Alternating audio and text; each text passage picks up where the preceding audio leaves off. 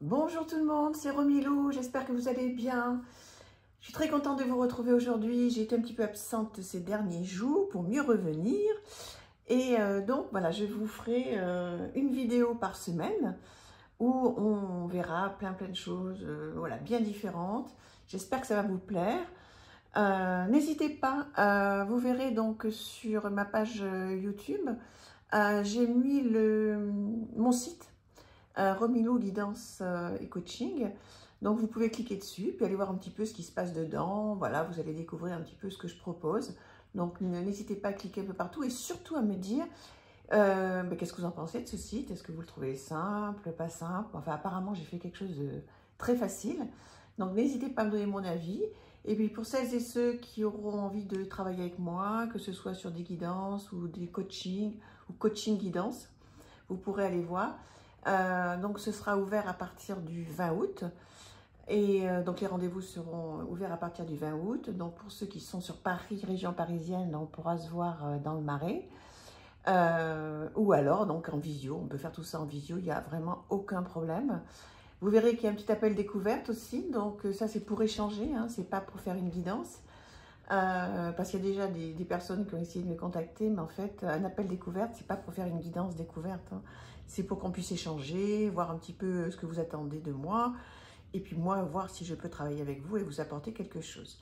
Donc voilà, n'hésitez pas à aller voir et me faire un retour. Alors, aujourd'hui, je voulais vous parler de 5 oracles qui, pour moi, sont incontournables pour les débutants. En fait, ce sont des oracles que j'ai acheté moi lorsque j'ai débuté. Donc, j'ai voulu vous en faire profiter. Donc, voilà, c'est pour les débutants maintenant, même si vous n'êtes pas débutant, parce que je pense qu'il y a beaucoup de personnes qui m'écoutent et qui ne sont pas débutants. Vous pouvez regarder quand même hein, pour voir si vous pensez la même chose que moi, si vous êtes d'accord et si vous trouvez ça bien. Et si vous êtes débutant, ben, écoutez, vous me direz aussi s'il y a quelque chose qui vous a plu. En attendant, c'est mon avis, ça reste mon avis, mais voilà, on va en discuter. Alors, un incontournable pour moi, que j'ai acheté il y a bien longtemps, au tout début, c'est la sagesse de l'oracle. Donc, il y a noté dessus, carte divinatoire. Moi, c'est important que vous sachiez que si vous êtes débutant et que vous ne me connaissez pas encore trop, je ne fais pas de divination, de médiumnité, de voyance, etc. Voilà, j'ai évidemment des ressentis qui sont importants, mais je ne veux pas du tout rentrer là-dedans parce que c'est pas ce qui m'intéresse et c'est pas là où je suis la meilleure, loin de là. Donc, moi, mon créneau vraiment, c'est le développement personnel, le coaching, comme vous avez pu le comprendre, et tout ça grâce à ces outils merveilleux qui sont les oracles et les tarots aussi. Mais pour aujourd'hui, on va parler d'oracles. Je vous ferai aussi une vidéo en vous expliquant pour moi la différence entre les oracles et les tarots. Mais donc aujourd'hui, l'idée, c'était de vous proposer 5 jeux qui peuvent vous aider dans votre choix si vous voulez démarrer avec les oracles. Alors, la sagesse de l'oracle de Colette Baron-Reid, voilà, qui se présente comme ceci. On va voir les cartes après. Donc, vous avez dans chaque boîtier, bien sûr, un petit guidebook. Donc, je vous conseille évidemment, si vous démarrez et que vous ne parlez pas l'anglais, de prendre un oracle en français. Parce qu'il y en a beaucoup d'oracles. Hein, donc, que ce soit en anglais ou en français, il y en a beaucoup. Donc, celui-ci se présente comme ça, avec une table des matières, un mot sur les cartes, comment ça marche. Donc là, vous avez toutes les cartes, le numéro de la carte et la page du bouquin où vous pouvez vous reporter. Donc, vous voyez, il est très simple. On vous dit un petit mot sur les cartes. Voilà, donc ça, vous pouvez le lire de manière, voilà, un petit peu posée et presque studieuse. Voilà, comment ça marche, ça vous lisez tout ça. Et ensuite, on vous explique la préparation pour une lecture. Alors, quand vous voyez marqué « Mon Dieu », c'est pas forcément le Dieu Jésus, etc. Hein. Ça peut être vos anges, ça peut être n'importe quel Dieu, ça peut être quelque chose de plus haut que vous, quelque chose de plus fort, de plus grand. Hein. Donc, il ne faut pas penser que c'est forcément le Dieu de l'Église. Alors, ce qu'il y a de bien, vous voyez, c'est que vous pouvez poser des questions, vous posez des questions Alors, par exemple, si vous voulez faire un tirage à une carte, pour effectuer une lecture à une carte, posez une de ces questions. Voilà. Que devrais-je savoir au sujet de X en ce moment? Quelle est la prochaine bonne action à mener concernant X? Qu'est-ce que j'attends de ma relation avec X? Alors, vous allez donc faire une carte, vous allez tirer une carte, mais il faut aller un petit peu plus loin hein, que le mot et la carte. Par exemple, si vous vous dites que devrais-je savoir au sujet de X en ce moment, vous allez tirer une carte. Bon, on refera l'exercice comme ça. Vous allez tirer une carte au hasard. Vous allez tomber sur celle-ci. L'île au trésor. Donc, que devrais-je savoir sur X en ce moment? L'île au trésor. Donc, l'idée, c'est de bien regarder la carte et de se dire, en fait, qu'est-ce que ça pourrait bien me dire par rapport à la question que j'ai posée? Qu'est-ce que je pourrais attendre de X en ce moment? Bien, peut-être que c'est une histoire qui va être dans l'abondance. Vous voyez, cette île au trésor, effectivement, avec ce coffre rempli de jolies choses. Peut-être que, effectivement, ce que vous pouvez attendre de cette histoire, c'est une histoire qui soit, comme je vous disais, dans l'abondance, mais pas forcément dans l'abondance financière. Ça peut être dans l'abondance de cœur. Effectivement, vous voyez, il y a beaucoup de petits cœurs.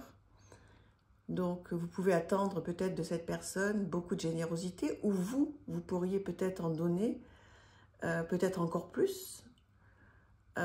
Pour recevoir, souvent dans la vie, il faut donner.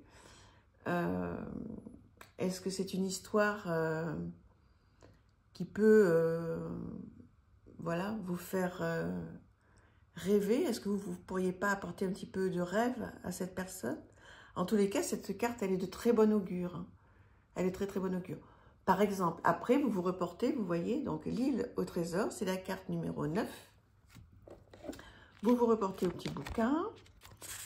La carte numéro 9, tac, tac, tac, l'île au trésor, page 65. Voilà, et là, vous lisez les principales significations. Message de l'oracle, vous voyez, quand je vous parlais d'abondance, c'est ça. Et vous allez voir un petit peu tout ce qui se dit par rapport à la carte. Vous pouvez faire un petit arrêt pour moi. Voilà, donc c'est un exemple. Hein. Je ne vais pas faire ça sur tous les jeux. Mais bon, c'est un oracle que je vous conseille pour débuter. Moi, je l'ai adoré. Je l'adore toujours. Voilà le dos des cartes. C'est vraiment de grandes cartes avec un contour doré qui sont glossy et très très belles. Donc, vous pouvez faire un tirage à une carte. Vous pouvez faire des tirages à plusieurs cartes, à 3, 5 cartes. Et pour débuter, il est vraiment parfait. Voilà. Donc, pour celles et ceux qui connaissent très bien les oracles, dites-moi si vous êtes d'accord avec moi. Est-ce que vous trouvez que c'est effectivement un bon jeu pour débuter? Voilà. En plus, c'est vraiment important d'avoir un jeu qui vous parle, hein, que vous ayez des illustrations qui vous fassent plaisir, qui sont bien connectées avec ce que vous aimez, que les couleurs vous plaisent, etc. C'est vraiment important. Voilà. N'hésitez pas hein, à échanger, on est là pour ça. C'est vraiment une chaîne pour ça. Dites-moi tout ce que vous pensez, ce que vous ressentez, etc. Donc voilà un premier jeu pour débuter, la sagesse de l'oracle. D'accord? Donc ça, ce sont des jeux que vous retrouvez partout, hein, à des prix très très corrects. Je vous ai fait une sélection de jeux que vous retrouvez partout et qui sont pas trop onéreux. Le deuxième, alors classique, pareil pour les gens qui connaissent, mais pour ceux qui débutent peut-être pas. Histoire de sorcière, l'oracle, qui est magnifique. Il y a aussi le tarot, voilà, qui arrive, vous voyez, en plus dans une boîte magnifique. Donc ça, c'est quand même très agréable, pardon, quand on débute aussi, d'avoir un packaging qui nous fasse plaisir, qui soit bien. C'est vraiment important de vous sentir très à l'aise avec un jeu qui vous fait vraiment plaisir. Alors, il arrive avec un petit guidebook comme ça, tout en papier glacé, tout en couleur. Donc, vous avez un petit mot sur l'artiste, sur l'auteur. Là, on vous explique comment utiliser le jeu, la division des cartes, etc. Bon, je ne vais pas aller dans le... comment dire, dans le détail, hein, ça je vous ferai une autre vidéo aussi, comment on lit un oracle, comment on s'en sert, etc. Vous voyez? Donc il est vraiment très très très sympa, la petite mignonnette en couleur, avec donc le message et une action à faire derrière. Voilà, je vous présente les cartes. Voilà, très sympa, un dos comme ceci. Voilà, des bordures neutres. Hop, si je le mettais à l'endroit, ce serait mieux. On ne croirait pas, mais voilà, c'est un endroit. Ancré et centré. Ah, pourtant, je vais tout remis à l'endroit tout à l'heure. Changement et progrès. Elles sont vraiment très, très, très parlantes. Hein. Ça, pour débuter, c'est l'idéal. Alors, il faut aimer un petit peu le côté sorcière, etc., hein, évidemment. Mais après, il y a tellement d'oracles qui sont à votre disposition que vous pouvez démarrer avec plein de choses. Hein. Prenez surtout le thème qui vous parle le plus. Là, l'intérêt, c'est que voilà, vous avez les petits mots clés là, et puis vous avez aussi, donc vous pouvez vous aider avec le petit bouquin.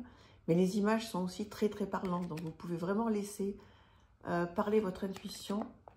Regardez bien l'image, voir ce que ça vous apporte, ce que ça vous dit, à quoi ça vous fait penser. Voilà, pour démarrer, il est parfait, parfait. Il est de très très bonne qualité. Voilà.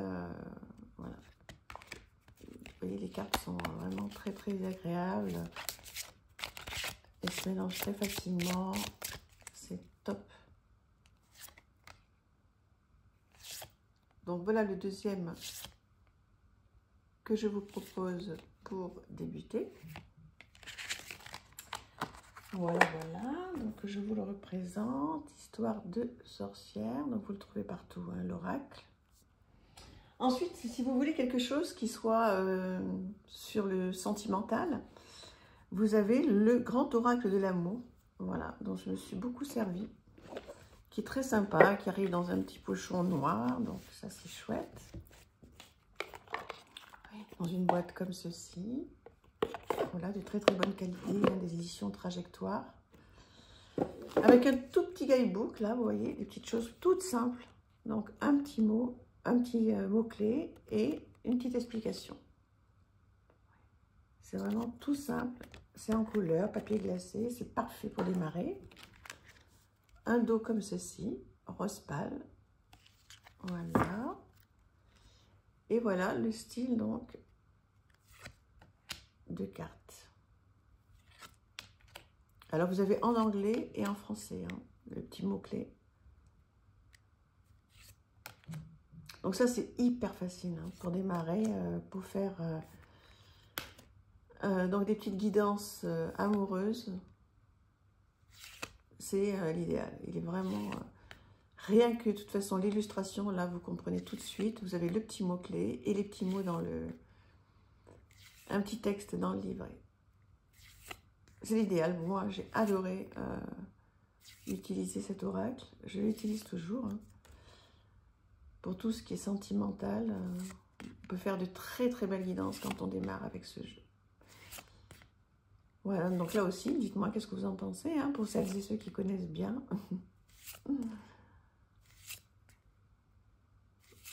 Voilà pour ce jeu-là.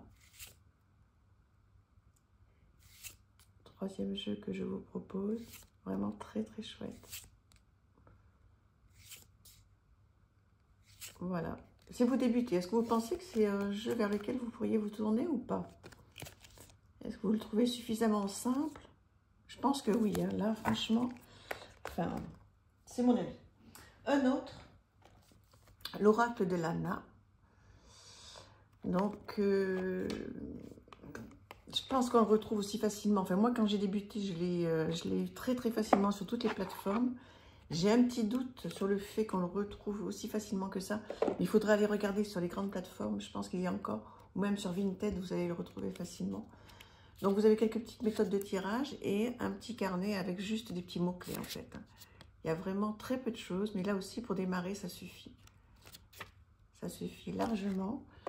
Des cartes avec un dos comme ceci, de grandes cartes glossy qui glissent super bien. Les contours dorés. Oui. Donc là, c'est vraiment aussi hein, très très facile pour démarrer. Alors, on peut s'en servir en divination, bien sûr. Et comme je vous disais, moi, c'est pas mon truc. Donc là, du coup, vous pouvez sortir 7, 8 cartes. Enfin, vous avez des exemples de tirage. Hein. Donc, n'hésitez pas à bien suivre les exemples de tirage si vous débutez. Voilà.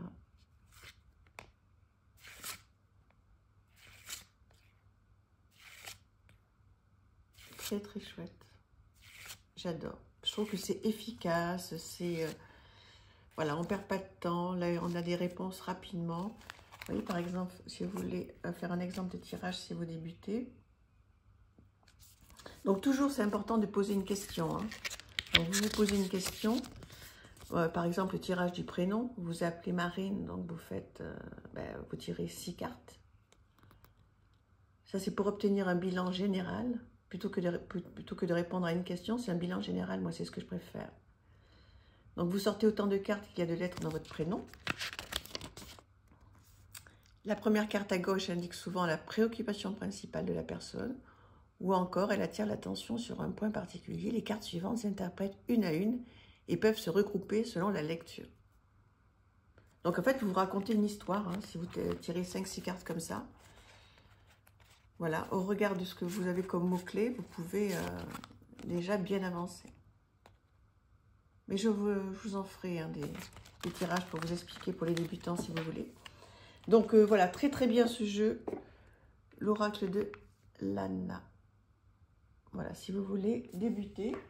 Et un autre, alors différent mais super, sur les chakras. Si jamais vous êtes intéressé par les chakras et que vous voulez démarrer sur ce thème, je pense que c'est un incontournable, celui-ci. Il est vraiment super, super bien fait, surtout le guidebook. Alors, les cartes aussi, bien sûr. Donc là, il arrive, oui, dans une boîte jaune, comme ça, très sympa. Donc, des cartes comme ceci. Voilà, contour doré. Et là, vous avez, donc, suivant les chakras, vous voyez, la couleur qui s'y rapporte, des mots-clés.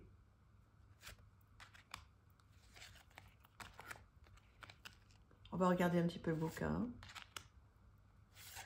Et déjà, c'est important de savoir si l'imagerie vous plaît, les petits mots-clés là où est-ce que ça vous plaît. Ça aide beaucoup hein, pour démarrer. Qu'il y ait des mots-clés sur les cartes, je trouve ça vraiment bien. Donc voilà le style de carte que vous pouvez avoir.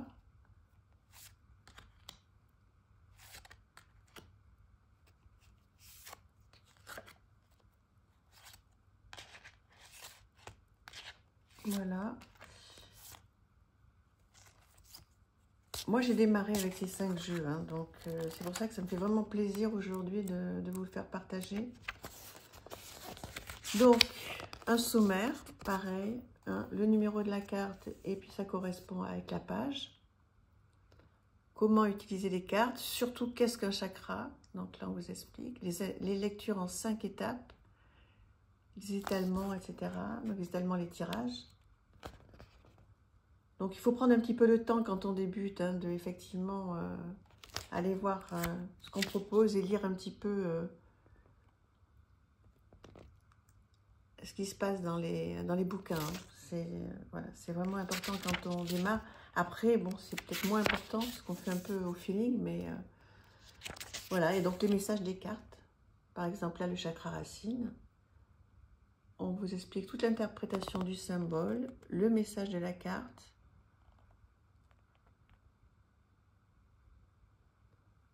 Voilà, et une affirmation. Il y a plein de choses à faire. Hein. Oui. Par exemple, si vous tombez sur la carte de l'action, l'histoire et le message. Voilà, c'est comme ça pour chaque carte. Vraiment très très bien fait. Et ensuite, vous avez des fiches à la fin.